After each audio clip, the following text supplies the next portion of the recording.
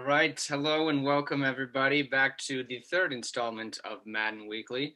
I'm joined as usual by owner of the Bucks and co-commissioner Noah Shad, as well as the number one seed in each respective conference. We got Josh Boras, owner of the Sacramento Condors, and Marcus Good, owner of the Washington football team. So, gentlemen, as we move into the playoffs, each of you clearly locked up the number one seed. How are you guys feeling coming in, seeing your matchups now, and who you're going to be playing in the divisional round? Yeah, so I mean, we just finished up the wild card weekend. My divisional round opponent here is going to be actually co-commissioner Noah Shad, who's in here. So it's going to be a fun episode here. But we're this is going to be our third matchup in the league. We met up in year one, met up in the playoffs there. Week two, or in year two, we met up in the regular season, and now we have playoffs again, year two. So it's going to be fun. We're 1-1 against each other. I think it's going to come right down to the wire. Turnovers is going to be big. As always, what about you, Josh? Yeah, I think the biggest factor here is not turning the ball over.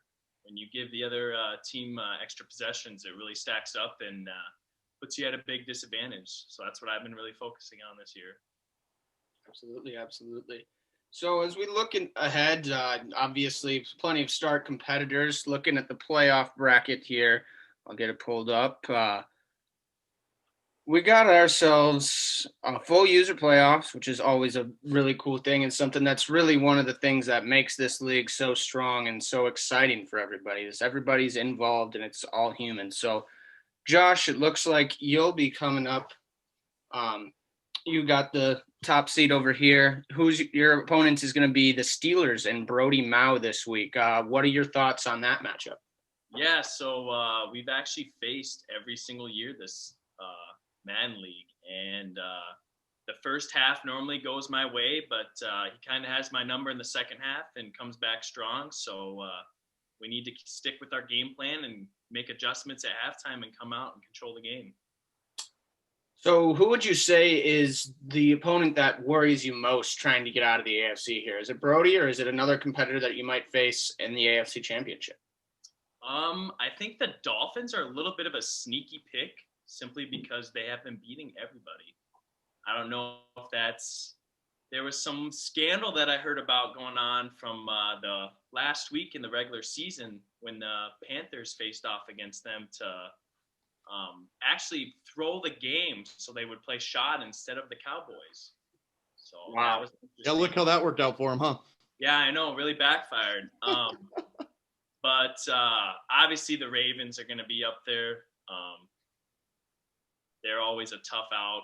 They always have some things up their sleeves. So I'm looking forward to that matchup if I get past this divisional round. Very cool. And then Marcus, looking over at your matchup, like we talked about, you're facing Noah Shad and the Tampa Bay Buccaneers. You kind of talked about your history with Mr. Shad. How do you think your team stacks up? Yeah, I think we're going to come out guns blazing. I look back at year one, we lost to them in the playoffs. That was just a fluke. Year two, we absolutely dominated the Bucs. I don't really see them as much of a threat. Their coach hasn't really made any good decisions this year. Can't stick to a certain offense. I think he's lucky to even be in the divisional right now, and I think that's going to be very transparent when he faces off against my team. All right, I got to the series. I was at the Panthers-Buccaneers game, and I was very impressed with how Noah came about that game. He took care of the ball and played solid defense and just methodically moved down the field and scored points. Yeah, so Noah, we'll come back to you here. Kind of some strong words from the representative of the Washington football team here. You clearly showed up today and took down the number 3 seed. Not an easy task. Had a very good game against Jackson and the Panthers today. What do you have to say about that game, and how do you think it's going to translate to your game against the football team?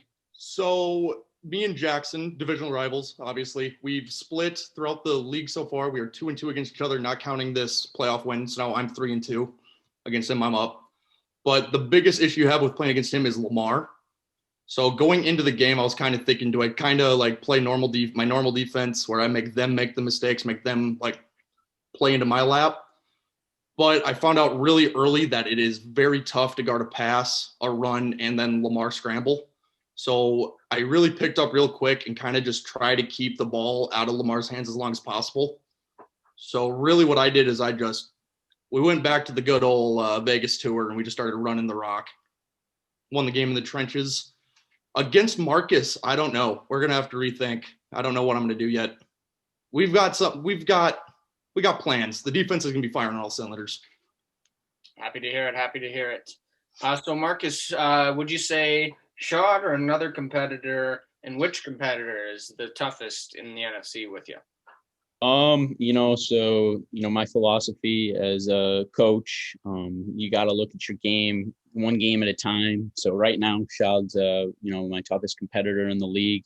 But if I did have to look past that, and look into the future at what could happen, I'd say that the Rams have obviously been a really tough team in this league, finishing undefeated, winning the Super Bowl last year. I think he's kind of hot garbage this year. Dude's ranked 5 right now in the power rankings. So, maybe just kind of, again, a fluke last year. Classy B is easily becoming one of the most hated people in this league, right up there behind Josh. Still not close, but, he's right up there. But I think you got to watch him too. So it'll be interesting to see what happens. I'm going to chime in here. I'm just going to throw this out there. I don't know who the 4th spot is, but top 3 hated in order. Number 1, Josh. Then you have a pile of hot manure, 4 square miles, and then Kane, and then Classy right below him. I think that's how the tier for hatred goes. That tier is about spot on. I agree. Yeah, I know. Yeah. So, Josh, you've been much maligned through these episodes, and just throughout the Madden Twitter, you've pretty much been dragged. Everybody pretty much hates you. What's something you have to say to the haters, and do you think how do you prove them wrong? Because you seem to struggle proving the haters wrong. You know what? I'm just going to go out there and play my game and talk my talk, and they can think what they want. I'm sitting there with the first round bye with Marcus, and they got to go through another game. So I'm just going to go out there and, prove them wrong. Absolutely. So really happy that I was able to meet up with you guys this week. I guess right before we go, all 3 of you got big games this week. What's just one message you want to send to your opponents? We'll start with you, Sean. Fuck you. Mic drop. Respect. Marcus? Fuck you, bitch. Wow. And micro penis. I look forward to facing Brody again, and I got a few wrinkles up my sleeve, and fuck. All right. Well, thanks again for tuning in to another great episode of Madden Weekly. Should be a great playoffs. Obviously got the top 2 contenders here. We'll see if they can avoid being upset or if we'll get some craziness in these playoffs. Have a great weekend, and God bless you all.